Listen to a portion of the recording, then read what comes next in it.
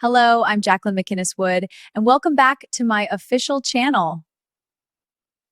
Hello, I'm Jacqueline McInnes Wood, and welcome back to my official channel. I am so exhausted right now, but I just had to get on here and type all this out for you guys because my head is absolutely spinning from the latest spoilers that just dropped on my desk. And honestly, I don't even care if my grammar is a total mess today because we have to talk about what is going down at the Cliff House. So grab a coffee or maybe something stronger because the drama coming up on The Bold and the Beautiful is just completely off the rails. And I mean truly off the rails, because we all watched that Friday cliffhanger and we all thought we knew exactly what was going to happen.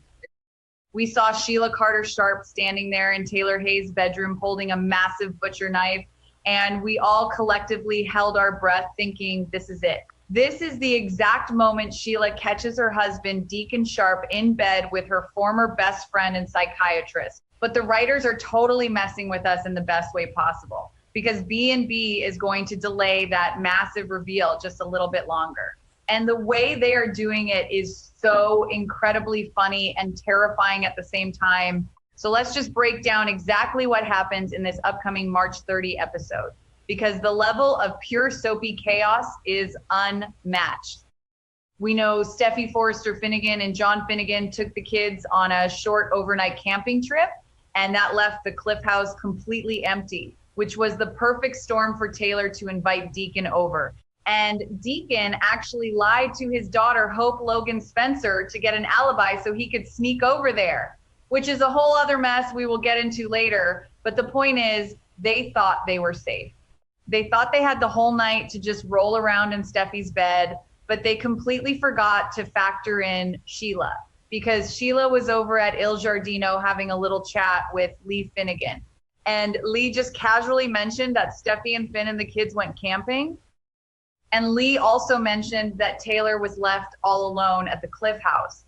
So Sheila, being Sheila, decides she needs to be a good friend. She actually admitted to Lee that Deacon is the only person she has left in this world. And she probably felt bad for Taylor being all alone. So she buys some flowers and heads over to the Cliff House to keep her company.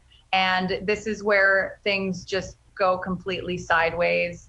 And she gets to the house and knocks on the door, but obviously nobody answers because Taylor and Deacon are upstairs getting kinky. So Sheila just goes around the back and lets herself in through the sliding glass door because, of course, the door is unlocked. People in Los Angeles never lock their doors.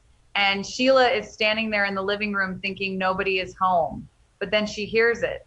She hears these strange moaning sounds coming from upstairs. And Sheila's brain immediately goes to the worst case scenario. She doesn't think, oh my God, someone is having sex. She thinks, oh my God, Taylor is in danger. Somebody is hurting Taylor. So what does Sheila do? She goes straight to the kitchen and grabs a giant butcher knife, because that is just how Sheila solves problems. And she creeps up the stairs with this knife, ready to defend Taylor. She tried the bedroom door, but it's locked, and she starts yelling and shaking the doorknob.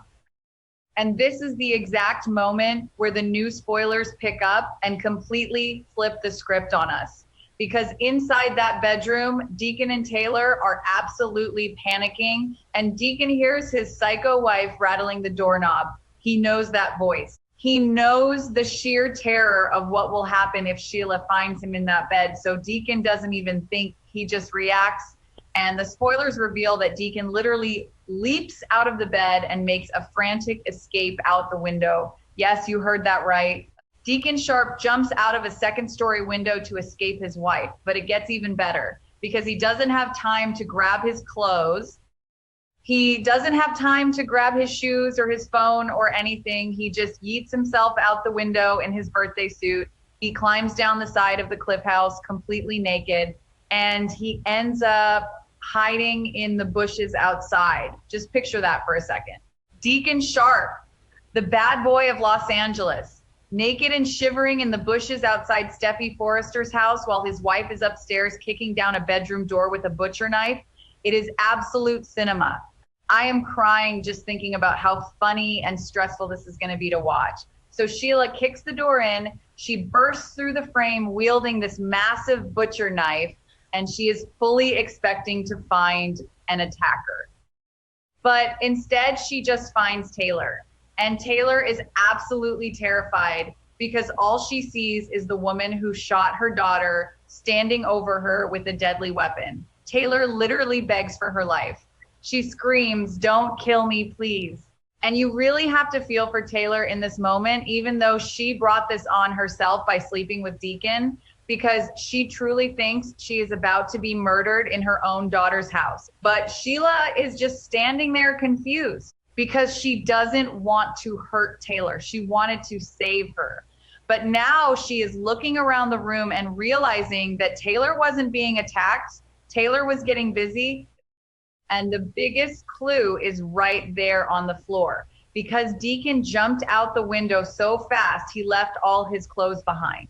So Sheila sees these discarded men's clothes lying on the floor, and the gears in her head start turning. She realizes she just interrupted a very passionate moment. She realizes she rattled this mystery guy so badly that he literally fled the scene without his pants.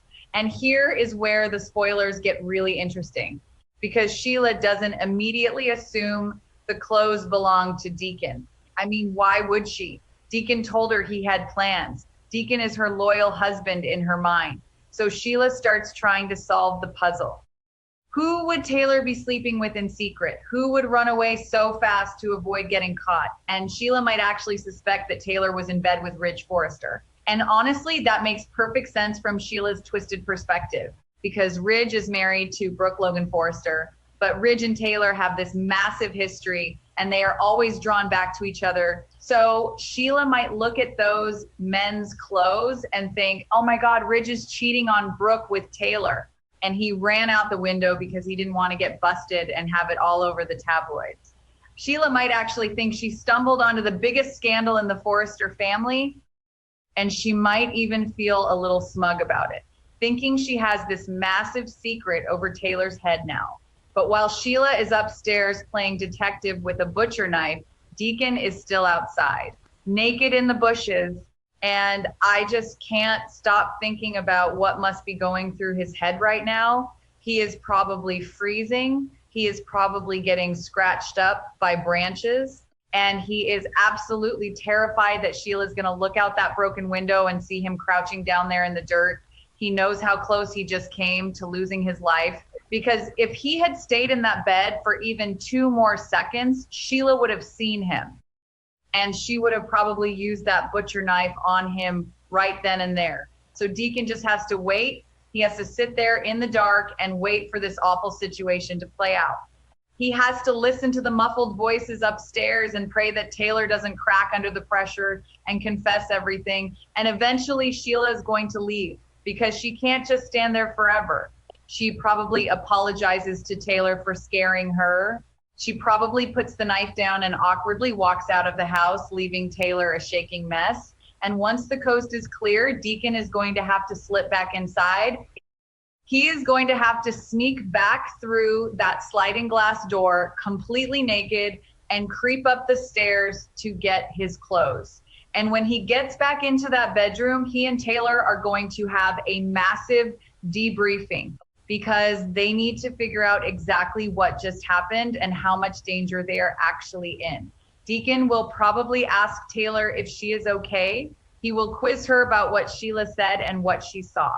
And Taylor will admit just how scared she was. She will tell Deacon about the knife. She will tell him how she literally begged for her life, thinking Sheila was going to slice her open. And they will both realize just how incredibly reckless they have been.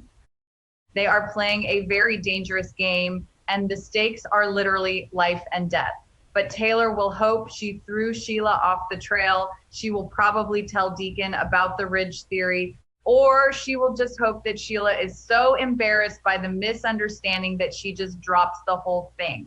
Taylor will try to convince herself that they survived the worst of it, that they got lucky, but deep down she has to know that things could take a disastrous turn if Sheila figures out the truth, because Sheila is not stupid. And that is the most terrifying part of all this. because based on the other spoilers for the week of March 30 to April 3, it looks like Sheila might solve the puzzle rather quickly in the aftermath. The news of Deacon and Taylor's affair is a ticking time bomb, and Sheila is going to put the pieces together. She might notice Deacon acting weird. She might find a piece of evidence he left behind, or she might just realize that the clothes on Taylor's floor looked exactly like the shirt she bought Deacon for his birthday. Whatever it is, Sheila is going to find out. And when she does, all hell is going to break loose, because we have to remember who we are dealing with here. This is Sheila Carter, the woman who shot her own son in an alleyway, the woman who faked her own death by cutting off her own toe. She is not going to just cry and file for divorce if she finds out her husband is cheating on her. She is going to seek revenge, and her revenge is going to be lethal. She already admitted that Deacon is all she has left. So if he betrays her, she is going to snap completely. And let's not forget about the collateral damage here, because Deacon didn't just put himself and Taylor in danger. He dragged his daughter Hope into this mess too. Deacon asked Hope to cover for him. He used her as an alibi. And Hope agreed because she hates Sheila and she wants Deacon to be with Taylor instead. But Hope had no idea that she was putting herself in the crosshairs of a psycho killer. And the spoilers say that Hope is going to start panicking the day after this whole Cliff House disaster, because she is going to try to contact Deacon and she won't be able to reach him. Which makes sense because Deacon probably lost his phone when he jumped out the window, or he is just too traumatized to answer. But Hope doesn't know that. All Hope knows is that she lied to Sheila about Deacon's whereabouts, and now her father is missing. So Hope is going to call her brother Deke Sharp over to the cabin, and she is going to express her extreme worries to him. She is going to tell Deke that she covered for Deacon so he could see Taylor, and Deke is going to immediately connect the dots. He is going to realize that if Sheila found out about the lie, they are all in grave danger. Deke will actually ask his sister, so you think Sheila found out about Dad and Taylor and they're in danger? And the answer is yes, they are in massive danger. And Hope is going to feel so guilty for enabling this affair. She thought she was helping her dad find true love, but she might have just signed his death warrant. And while Hope and Deke are freaking out about their dad, we also have to think about Steffy, because Steffy is out in the woods camping with Finn and the kids right now, completely oblivious to the war zone that her house has become. She has no idea that her mother invited a married man into her bed. She has no idea that Sheila Carter kicked down a door in her house with a butcher knife. Just imagine Steffy's reaction when she gets home. She is going to walk into her bedroom and see the door frame splintered. She is going to see the mess, and she is going to demand answers from Taylor. And when Taylor finally confesses what happened, Steffy is going to absolutely lose her mind, because Steffy has warned Taylor over and over again to stay away from Deacon. She specifically told Taylor that Sheila would target their family if she found out about the affair. She told Taylor that she was putting Kelly and Hayes in danger, and Taylor completely ignored her. Taylor let her hormones guide her, and she brought danger directly into Steffy's home. So Steffy is going to follow through on her threats. She is going to ban Taylor from the family. She is going to kick her mother out of the Cliff House. And she is going to tell her that she can't see her grandchildren anymore because Steffy has to protect her kids. And Taylor has proven that she is too selfish and too reckless to be trusted. So the fallout from this one night is going to be astronomical. It is going to destroy Taylor's relationship with her daughter. It is going to put Hope and Deke in danger. It is going to shatter Sheila's fragile grip on sanity. And it is all because Deacon Sharp couldn't keep his pants on, and then ironically had to literally take his pants off and leave them behind to jump out a window. I just love how this show can go from a serious psychological thriller to a naked slapstick comedy in the span of 5 minutes. It is so clunky and weird, but it works so well. Because you are sitting there holding your breath when Sheila kicks the door down, and then you are laughing out loud, picturing Deacon shivering in a rhododendron bush. And let's talk a little bit more about that Ridge theory. Because if Sheila really does think Taylor is sleeping with Ridge, that opens up a whole new can of worms. Because Sheila hates Brooke, but she might actually use this information to cause chaos. She might go to Brooke and tell her that Ridge is cheating on her, just to watch the Logan family implode. Or she might blackmail Taylor. She might tell Taylor that she will keep her dirty little secret about Ridge if Taylor does something for her. But of course, the truth is going to come out eventually because Deacon is going to slip up or Sheila's going to find some undeniable proof. And when she realizes that it wasn't Ridge in that bed, when she realizes it was her own husband, the betrayal is going to cut her so deep because Sheila actually thought Taylor was her friend. Taylor saved her life on that roof, and Sheila thought they had an understanding. But Taylor has been sleeping with her husband behind her back this whole time. The psychological damage this is going to do to Sheila is terrifying to think about because we have seen reformed Sheila for a while now. We have seen her working at Il Giardino and serving pizzas and trying to be a normal person, but this is going to push her right back into her villain era. And a scorned Sheila Carter is the most dangerous force on daytime television. And I really wonder how Deacon is going to try to spin this when he finally gets caught, because he is a smooth talker. He always thinks he can charm his way out of a bad situation, but you can't charm your way out of leaving your clothes on another woman's bedroom floor while your wife stands there with a knife. He is going to have to face the music. And I honestly don't know if he is going to survive it. So yeah, that is the massive scoop for the week of March 30. Deacon jumping out a window naked, Sheila with a butcher knife, Taylor begging for her life, and a whole lot of discarded clothing. It is going to be messy and loud, and I am absolutely here for it.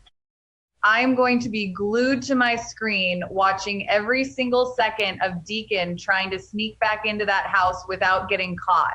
And I just think the writers are doing such a brilliant job of building this tension because they gave us that Friday cliffhanger to make us think the reveal was happening right now. But they pulled the rug out from under us to stretch the suspense even further because now we have this amazing dynamic where Taylor and Deacon know how close they came to dying. And they know Sheila is suspicious, but they don't know exactly what she knows. So they are going to be walking on eggshells. Every time the door opens, they are going to jump. Every time Sheila looks at them, they are going to sweat. It is going to be a psychological game of cat and mouse. And Sheila is the ultimate cat. She is going to play with her food before she eats it. She is going to drop little hints that she knows something. She is going to make Deacon squirm. And I cannot wait to watch him sweat because he deserves it. He has been so arrogant, thinking he could just juggle these two women without any consequences.